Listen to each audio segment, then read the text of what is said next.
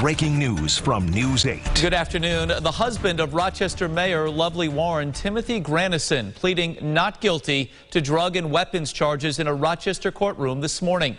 Granison, one of 7 people arrested so far as part of an alleged mid-level drug ring in Rochester.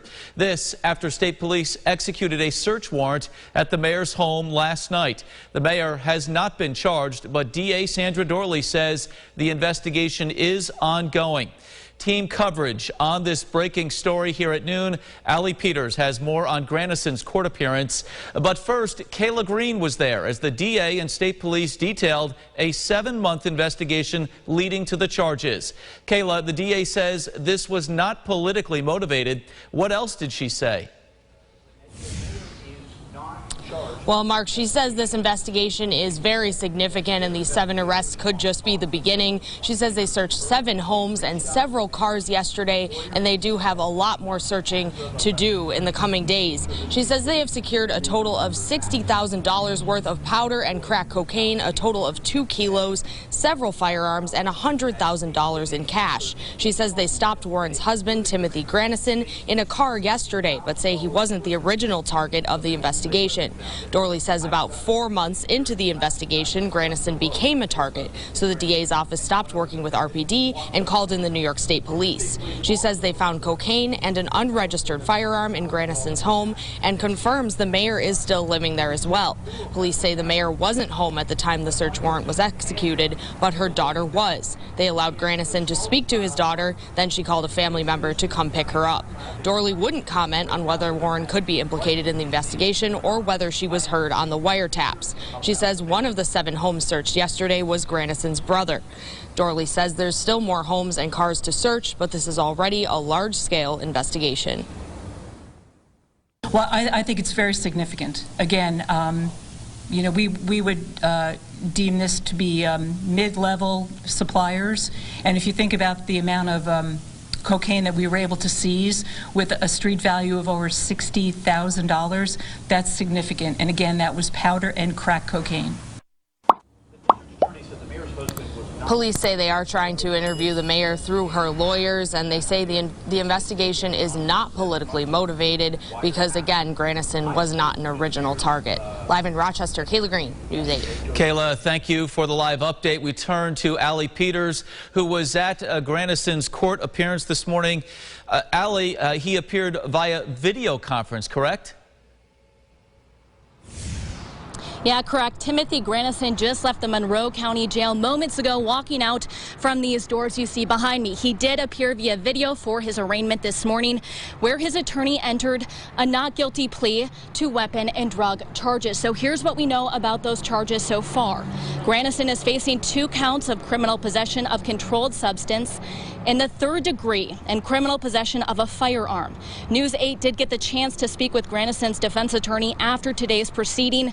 John DeMarco says the allegations are that Granison had possession of contraband, which he says appears again to be cocaine. Now, DeMarco said also it's alleged that there was an unregistered firearm inside Granison's home, but he says he hasn't heard that that firearm was illegal, just that it wasn't registered to anyone living there. According to DeMarco, this investigation again started before yesterday's search warrant.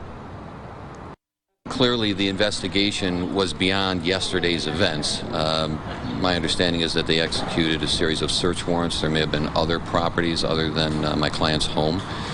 Those search warrants would have needed to be signed by a judge and accompanied by supporting affidavits, which obviously would have taken time to compile. Now, Granison was released in his own recognizance, which means he doesn't have to pay bail, but he must show up to all court appearances or he could go back to jail.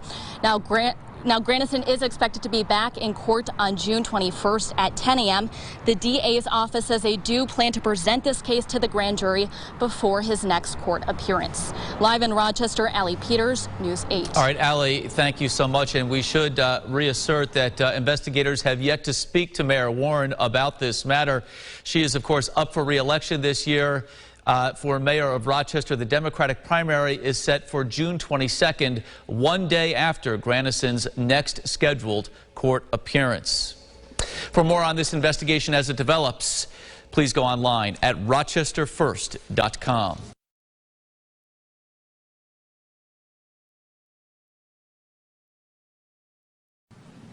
Good afternoon, and thank you for joining me here. Let's ask ourselves why. Many emotions have gone through my head, starting with confusion, anger, betrayal, and hurt. This past year, I've faced insurmountable odds. I lost my mom, my mentor and father figure, faced COVID and civil unrest. It knocked me down, but not out. I said that this is my Job year, having been baptized at the age of 13 and always relying on my faith to carry me through. I made the tough decisions and choices to beat every obstacle, at times faced with sickness and near death, but God brought me through.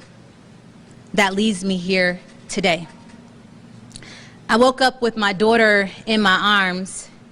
She looked at me and said, "Mommy, this is not your fault. Don't give up." I woke up to the fact that the man that I have signed a separation agreement with many years ago, and both of us making a conscious decision in the interest of our child to co-parent together, is accused of committing a crime. I woke up to the fact that some people would do anything to try and break me. You see, I woke up to the fact that the State Board of Elections would lie and send documents full of untruths. A document that did not follow the law sent to the DA, a DA who was eager and angry at me for supporting her opponent, that she would even make a deal with a convicted criminal to harm me. I woke up to the fact that the recording allegedly containing evidence in my case mysteriously disappeared or stopped working, but we're supposed to trust them. I woke up to the fact that in my situation there are many inconsistencies. I woke up to the fact that people will try anything to break me. But every step of the way, God has guided my path. He showed me the way to repair our police department. He showed me the way to fully fund the Police Accountability Board. He showed me that greater is He that is in me than that he that is in the world. He showed me how to overcome. And just when I began to see things a little bit clearer, He also showed me that things are not that different from the 1860s and the 1950s. So let's ask ourselves why. Why? I find the timing of yesterday's events, 3 weeks before early voting starts, to be highly suspicious. There's nothing implicating me in these charges announced today because I've done nothing wrong. I haven't spoken to Tim since his arrest, and I'm not standing here to defend him. Again, we had a separation agreement that was signed years ago, and we made a conscious decision to co-parent in the best interest of our daughter, to provide her the love and support that she deserves. But we still need to ask ourselves, why? Why would they do this now? Because they saw, like you saw, that the momentum was building in our favor in the mayoral race, and I was going to be found innocent in my election law case because I did nothing wrong. Let's ask ourselves why, after I announced we were moving forward with reparations and universal basic income and dropping 1,500 lawn signs, billboards, and radio ads, they saw, like you saw.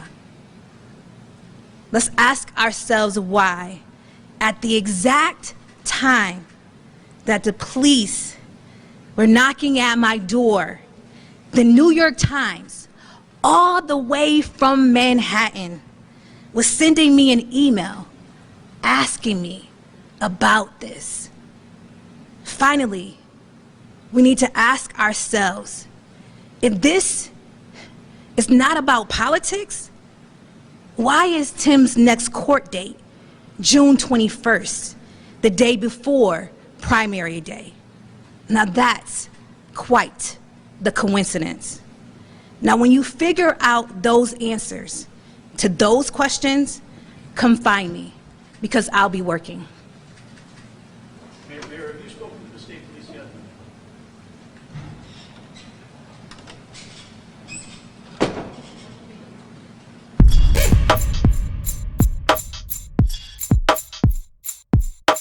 You can't handle the truth.